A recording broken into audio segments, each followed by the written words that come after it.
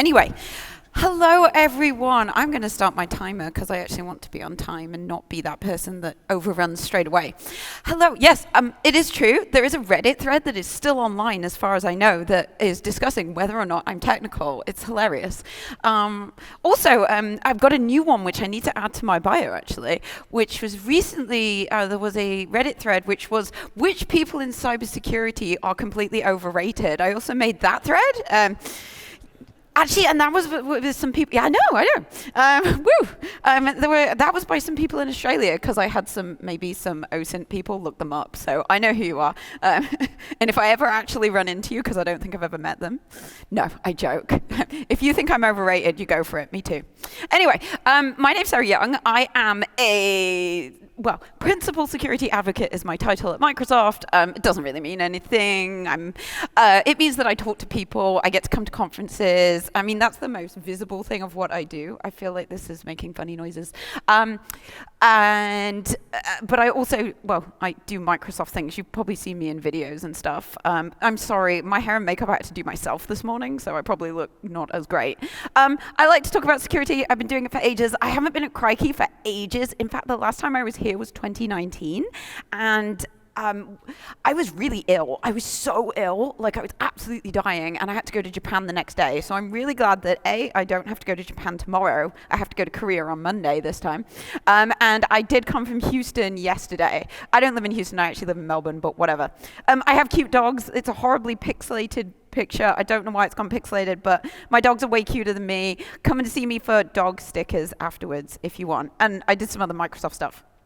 Okay, so what am I going to talk about today? Because I'm the first talk of the day. Lots of people would text me saying, Sarah, you've got the keynote at Crikey. And I was like, no, it's not the keynote. I'm just first, So, is that the keynote? I suppose maybe. I don't know. Anyway, I'm going to talk about planes and aviation and how that relates to security. So we're going to have a look at Swiss cheese model of safety, safety management systems, how they actually look at aircraft, they assess aircraft accidents, and we're going to look at a few accidents and what we can learn from this and why the hell am I talking about this for security people. Obvious trigger warning, but I'm going to say it anyway. I'm going to talk about aircraft accidents and people are going to die. So if you are just about to get on a plane or you have a fear of planes, maybe, and you're not into that, you probably want to leave now. But we're not going into gory details, but of course we're talking about accidents. So yeah, fun fact, I used to be really scared of planes, which is wonderfully ironic considering I literally spend my life on them now. So there you go. I am a perfect example that exposure therapy does work. So, and also a disclaimer, because I know there are some aviation people in the audience. I am not like a hardcore aviation geek. I just spend a lot of time on planes, and in the words of my mother, they're great bits of kit, and they are very cool bits of engineering. So if I don't get everything exactly right, technical details, apologies. I have given this talk a couple of times before, and I've had like pilots, and they kind of gave me the thumbs up, so I was like, sweet. Cool. So let's talk about, first up, Swiss cheese model of safety. Now, you've probably seen a picture familiar to this before. Its nickname is the Swiss cheese model of safety. It's used by any industry that does safety. So we're talking healthcare, mining, aviation, etc. And the idea is that you have hazards and then you have the accident. And in between you put layers of controls to stop that. Its real name is Reason's model, which is named after a guy called Reason. There's nothing more to it than that. And the idea was that it should allow you to put controls in place to stop things happening. So of course this works in aviation too, because we need to put layers of controls in. Does this sound familiar to what we maybe do in security? I think it does a bit. And because if we didn't, the fact is that if aviation didn't accept that there was a possibility of accidents, planes would never take off. There would be no aviation industry. And I think we sometimes forget that in security, because I know, they already did the hands up for this, but who here is just more in IT rather than maybe security specifically? Few of you. Have you had experiences with security where they've just said, no, you can't do that, I don't care if It's just not secure. Yes, there's some hands. So same thing. I think because if you think about it from an aviation perspective, if you wanted to reduce all risk from aviation, you'd just say, oh, well, the plane can't take off, and that would be pointless. And sometimes we've historically done the same thing in security, which isn't great. So here's a nice little model. This is from COVID-19. It's actually based on New Zealand, but of course, similar things happened in Australia, depending on exactly where you are. And we can see here, all these different controls got put in place. So governments were doing things like border closures, etc. Thanks a lot, Australia, for locking me out of Australia for 18 months. Thanks. We've got isolation stuff. We've got, and then at the other end, there's the human side. We had physical distancing, people staying home, all kinds of different things. So we can see all of these different layers are going in. And then if someone was sick, they did contact tracing, etc., etc. And schools were closed, workplaces were closed. Lockdown, and you can see there's all these different layers. And as we came out of lockdown later on in 2021, 2022, they started to take away some of these controls. And that, of course, meant that you were more likely to catch COVID. And I just think that's a very nice little illustration of this safety Swiss cheese model. So for a start, first takeaway, this dealing with risks is not a security-specific problem, because I think we like to think of it as a security-specific thing, like we're trying to deal with stuff that no one else deals with. In fact, it's not true. That risk thing is something everyone's dealing with. I'll stop that going round and round.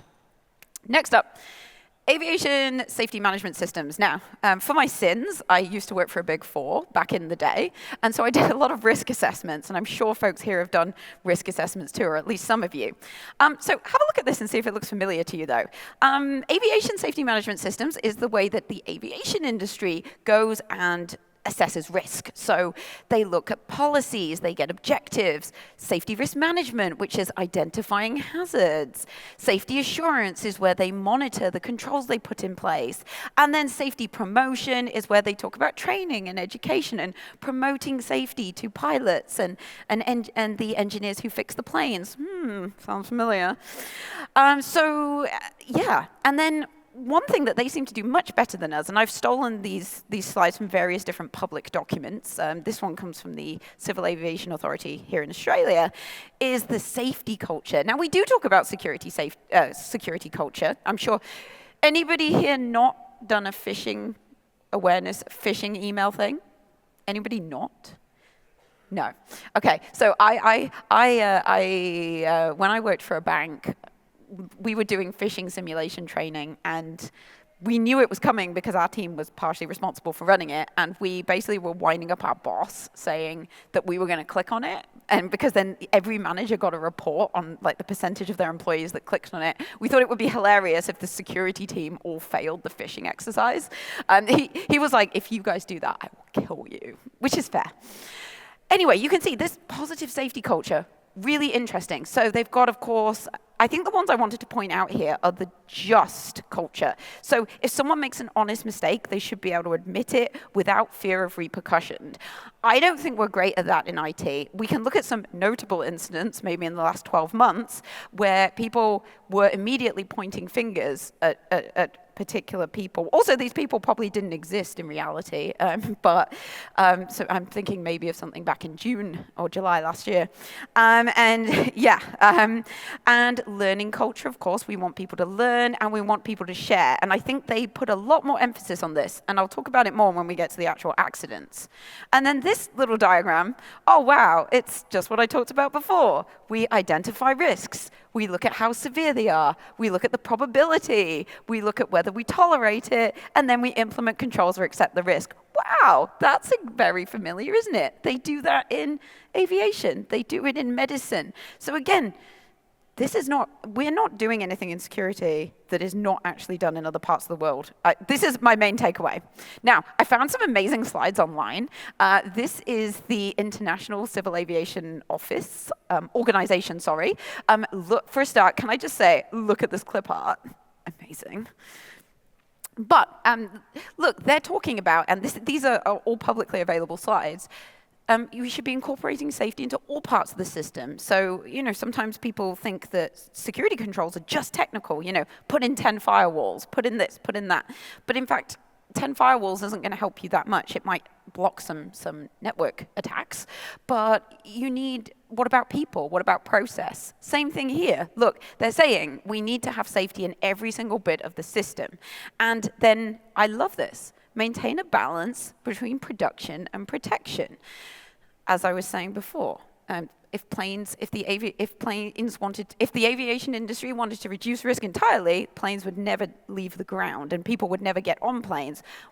And in security, we also have to, I'm sure everybody here, if you've worked in IT, you know that it's easy to say, oh, no, because that's insecure. But the fact is, if you say that, usually the business will ignore you and go around it, because security generally always loses out against other priorities like making money. So the idea is, it's not to say no, it's to address that balance. Now, I would love us to have a graph like this for security. I don't think we ever will. But this is a graph about how aviation accidents have gone down since they started properly assessing them and doing post-mortems. So you can see they were very high, and as time has gone on, they've gone down quite significantly, because every time there's an aircraft accident, it is thoroughly assessed, they look at it, they take learnings from it, and they use it to make things, not happen again. Now, granted, in a plane crash is quite difficult to hide, so you kind of have to, and they do say that the greatest safety learnings are written in blood, which is horrible, but probably true. And again, we don't have exactly the same, there is a bit of a dotted line between cyber incidents and people dying, potentially, depending on the type of attack, but I guess it's not quite as clear-cut, which is why I don't think we will ever get this, and though, because people try and cover up security incidents, right, if they can. It's great to see that there is some mandatory reporting coming in, which means I think there'll be more sharing of this stuff, but sadly I don't think we'll quite get to this and never be able to get a graph like this, but maybe, who knows. Right, let's look at how aircraft accidents are assessed. And I would like you, if you are involved in any kind of security incident or operational incident, to compare this, whilst I'm talking, to what you have seen when you work. So to start with, it's very thorough, so they go collect the evidence. So evidence could be parts of planes, parts of people, other things, and they go collect them to collect all this evidence so they can work out exactly what happens. They then examine this. You may have seen, if you watch those aircraft investigation programs, they often get like a big warehouse to put all the bits in that they can collect. Of course, they've got black boxes as well with the voice recorders and the instrument recorders. And then they get a lot of experts together. They've got investigators, but they'll also get, like metal people to look at the engine, whatever's relevant, and they create a draft report. That's internally reviewed, then it's externally reviewed by other peers, it's approved, and then sent out publicly. So all of these aircraft investigations that I'm going to talk about in a second, you can go read the proper public report online, because all of these are shared, because they just are. There's a very big transparency culture. Now, as I said, granted, partially that's because you kind of can't hide an airplane crash, like you might be able to a cyber incident, but I think that transparency and sharing is really important. Okay. It's the bit you've all been waiting for, maybe. I don't know. Let's talk about some accidents that happened and the learnings.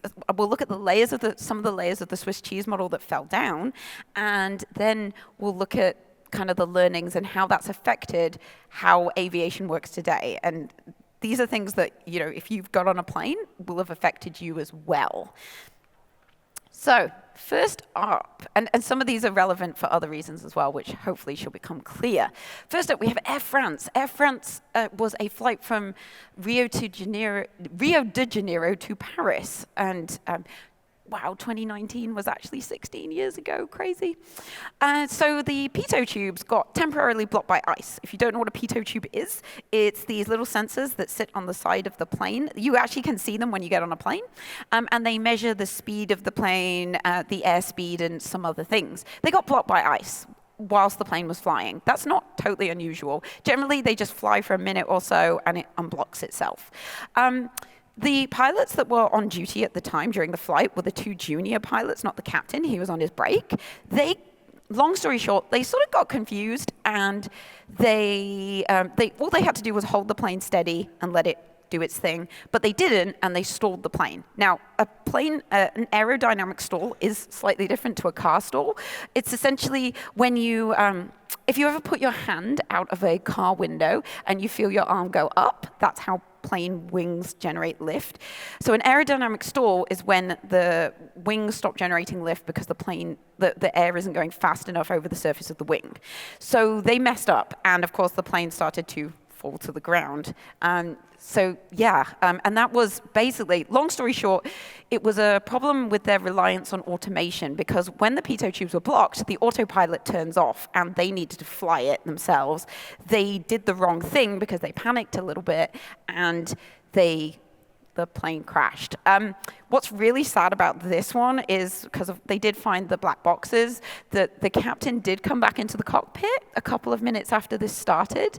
He worked out what had happened, but unfortunately, they were too low to the ground by the time the pilot had worked out what's happened, and they couldn't recover the plane, and yeah, everyone died.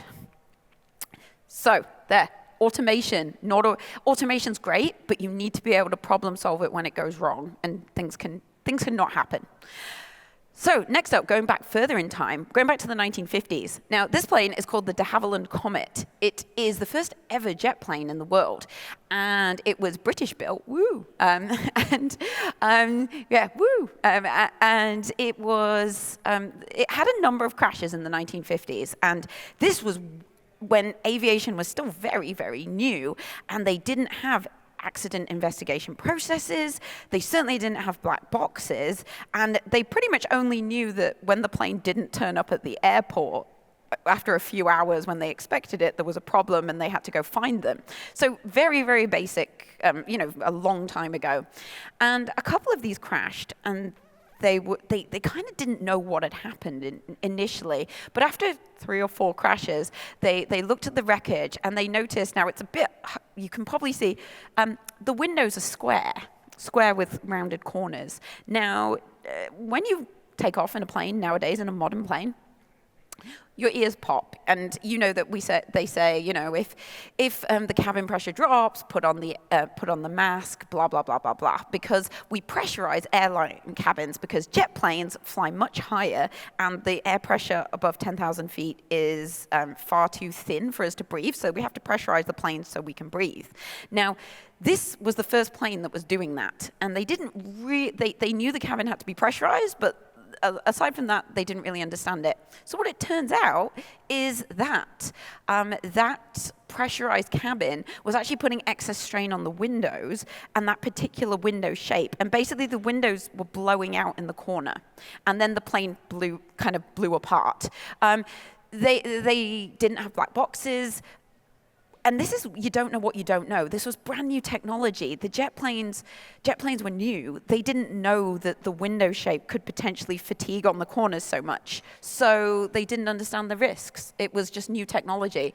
And that is why today, so they did work this out after there were several crashes, even without black boxes. And that is why today all plane windows are like that ovally shape, because it puts equal pressure on the metal around, and you don't get that problem. So there you go. Right, next up. There's an airline called AirBlue. According to my research, it does still exist. You may not have heard of them. They're based in Pakistan. And there was a flight in July 2010 from Karachi to Islamabad. Now, the plane flew into a mountain range, which clearly was not intentional, rather than landing at Islamabad. Now, at the beginning of this flight, the first officer was massively grilled by the captain for no particular reason. He was kind of being a douchebag. And it wasn't a training flight or any flight where the captain should have been asking this first officer questions. But he was, and this is all on the voice recorder. This is why they know this. And he was laying into him saying, what would you do for this? What would you do for this? And, just kind of being a dick. And then when they were coming into land at the other end, the first officer noticed they were he didn't think they were kind of flying where they were supposed to, but he didn't dare tell the captain, because the captain had laid into him for the whole flight. He said one thing. He was like, "Sir, I think we're in the wrong place." The captain was like, "Whatever." And they did go, and they did crash into a mountain range. There were some other things that went wrong here as well, though, because as I said, Swiss cheese model, it's never one thing. The airport that they were flying into didn't have radar, so when they were relying on the pilots to tell them where they were. Otherwise, they might have noticed the pilots were going way, way off in the wrong direction. Also, every airport has something called a minimum descent level, which is and it varies from airport to airport, but basically, the rule is that if you are coming in to land at an airport and the pilots can't see the runway at this minimum descent level, they're supposed to go around and try again. And depending on the terrain around the airport, that will change. Now, for this airport, it was 2,500 feet, and the captain completely ignored that. He kept going down. Now, if they'd have kept at that minimum descent level, they probably wouldn't have hit the mountain anyway. So, yeah. So there's lots of things that went wrong. It was a culture thing. It wasn't technical. This was all culture and process. Interestingly, most aviation reports are like very, very thorough. But for this one, the Pakistan one, it basically just said pilot's problem and they're dead now. So, which is very unusual because generally they look into this much more thoroughly. So again, who knows? Right. This is a Tenerife air disaster in 1977. This was, and still is, the single biggest loss of life in an airline accident, because 2 jumbo jets crashed into each other in Tenerife, which is in the Canary Islands. So this guy was one of the pilots involved. He looks like a pilot, right? Yeah, he does. It was between KLM and Pan Am. Now, of course, Pan Am don't exist anymore. And I could go into this in so much detail. This one is, so many things went wrong. But basically, in short, neither plane should have been at Tenerife to begin with. They'd only gone to Tenerife. They'd been all diverted to Tenerife because another airport in the Canary Islands had a bomb threat from a Spanish terrorist group. Tenerife Airport had no radar. Has anyone here been to Tenerife? I have. And do you know that it's basically a big volcano? So this airport is, and cloud comes in off the volcano. It can go from 0 to cloudy very quickly. And basically, a load of cloud came in. Tenerife at the time also had no radar, so the air traffic controllers didn't know where the planes were when the cloud came over. And no one, apart from the Pan Am pilots, was speaking their native language. Now, don't get me wrong, if there's any Dutch people in the audience, you guys have perfect English, but technically, it's not your first language. And they used a couple of non-standard, they said yes, okay, which is not the radio communication you're supposed to use. And the KLM captain, the gentleman on the picture before, he really wanted to get home. And this is on the voice recorder. They know this. He was like, "Oh, I want to go home. I just want to go home." And he decided they'd refuel at Tenerife. That's important because, so remember that. He decided they'd refuel at Tenerife so they could go all the way back to Amsterdam after they went to their diverted airport later. And basically, long story short, they took off. The KLM flight took off, and the Pan Am was still maneuvering on the runway, so it went straight into it, which of course is very bad. What really sucks is when planes refuel, they are heavier, and they believe, although they will never know for sure, that had the KLM flight not refueled, they may have cleared the Pan Am flight because they were lighter when they took off, but that didn't happen. A lot of people died. There are multiple layers of that Swiss cheese model that went wrong. The non-standard radio communication, the no ground radar, so many things. And once again, I didn't write this on the bullet points here. The first officer of the KLM flight actually said to the very pilot-y looking man, "Sir, are you sure Pan Am's not on the runway?" And he was like, "Of course not, let's go." And he was wrong. So again, the multiple times it could have been picked up and it wasn't. Very last one I'll talk about, because you should be feeling reasonably depressed by now for the start of your morning, is a flight, an Air India flight in the 1980s. This was when, do you remember when flights, well, actually I don't, because this was before I was born. I'm like trying to make it out like I'm young when I'm actually not. I was 37. Anyway, but this is when flights, did lots and lots of hops. So this flight went from Montreal to London to Delhi to Bombay. But actually, the original journey started in Vancouver. So this plane was blown up over the Atlantic Ocean by a terrorist group. It was a Sikh terrorist group that were campaigning to get a separate Sikh homeland in India.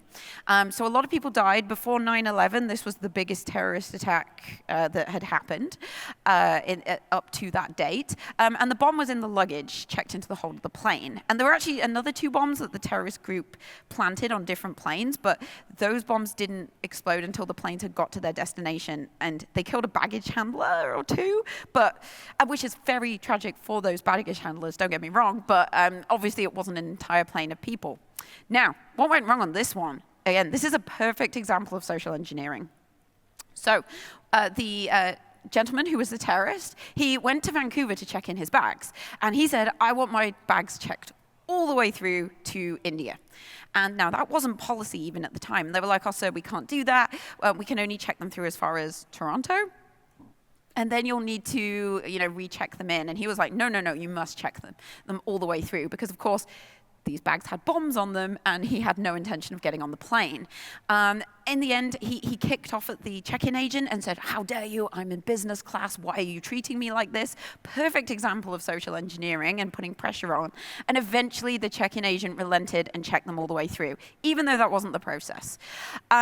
Now, there was another chance for this to be caught when the luggage was being scanned. This isn't prior to luggage being scanned.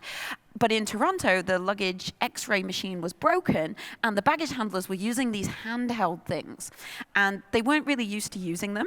And in fact, one of the handheld thing did beep on the bag in question, but they had been taught that it had to make a loud beep, not a soft beep. And so they let it through. Again, process falling over a bit, not enough training.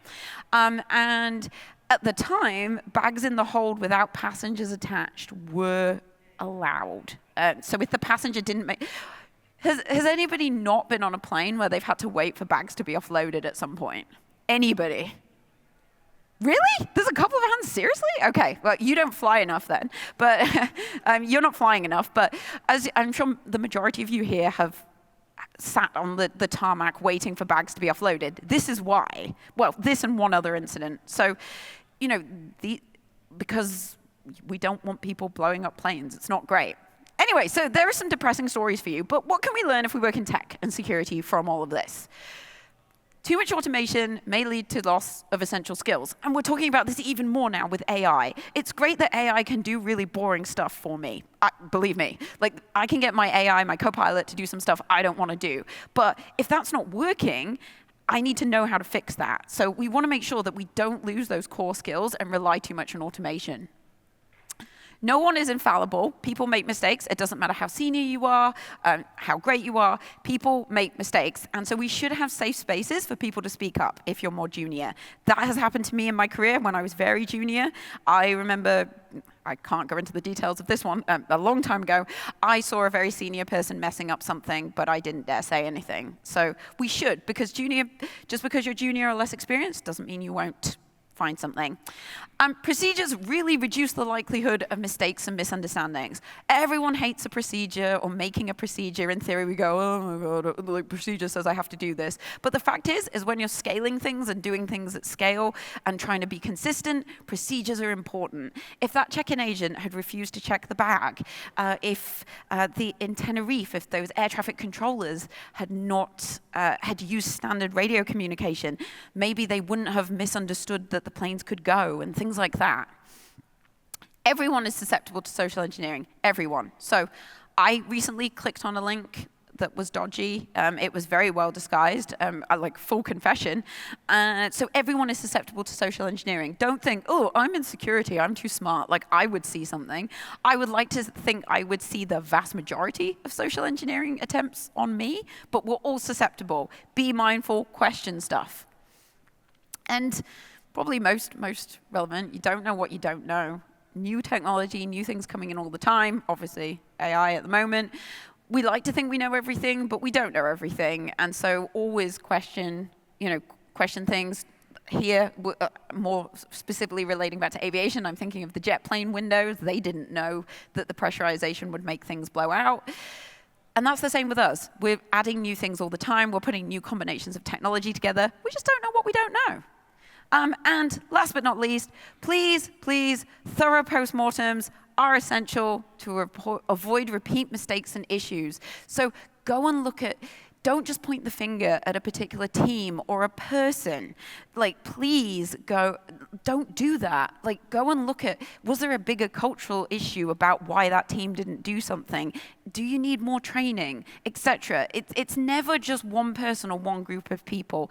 And looking at airline accident investigations shows that so great. And I've just seen something that's going to be really cringe in a minute. Oh, look, my clicker isn't working. Let's do the thing.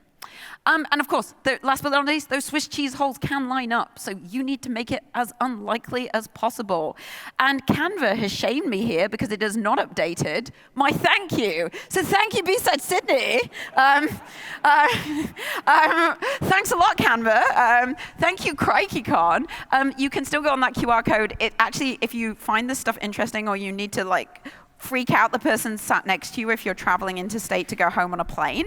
You can go to some of the YouTube channels where they talk about plane accidents. Put it on loud so everyone around you can hear it as you fly home. But thank you, everyone. Thank you for having me back at CrikeyCon. It's so good to be here after a number of years. I'm so stoked to see how big it's got.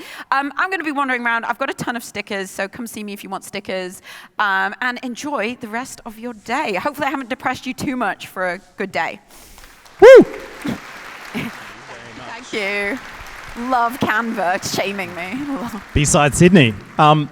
We are going to take a couple of minutes to switch over the AV, like we always do. I'm still trying to figure out, you're awesome, but you're slightly insane with the amount of time you spend on planes, yet you still obviously understand in graphic detail what can go wrong, which is pretty awesome. I love it. Well, it was originally because I was scared of planes. I tried to teach myself how they worked. That was kind of the motivation. The fact that you got on a plane to come and you're still getting on a plane to leave in a few days, amazing. Yeah, I know.